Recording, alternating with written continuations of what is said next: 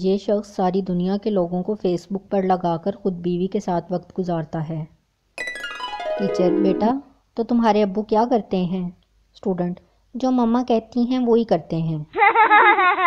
میاں بیوی ہاتھ پکڑے شاپنگ مال میں جا رہے تھے۔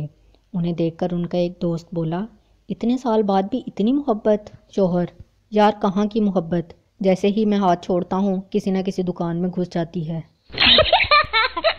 بیوی: تم نے شادی سے پہلے کیوں نہیں بتایا کہ تم غریب ہو؟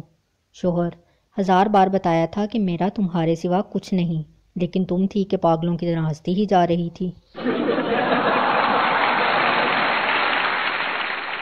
معافیاں مانگ لو، کرتوت نہ بدلنا۔ میں اس لیے بھی زیادہ دور تک نہیں سوچتی کہ اگر میں گم ہوگی تو واپس کیسے آؤں گی۔ بیوی: میں گھر چھوڑ کر جا رہی ہوں۔ شوہر تنگ آ کر: اچھا چل جان چھوڑ۔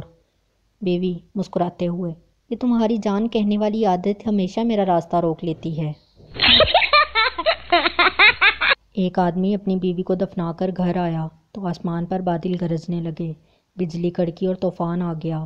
آدمی نے آسمان کی طرف دیکھا اور بولا: لگتا ہے پہنچ گئی ہے۔ ڈاکٹر: کیا کھایا تھا؟ لڑکی: I ate burger, French fries, Coke and pizza. Doctor ڈانٹتے ہوئے: یہ فیس بک نہیں ہے، صحیح بتاؤ۔ لڑکی: جی ٹینڈے۔ پاکستانی عورتیں شاپنگ 3 حصوں میں کرتی ہیں: پہلی دفعہ پسند کرنے جاتی ہیں، دوسری دفعہ خریدنے، اور تیسری دفعہ واپس کرنے۔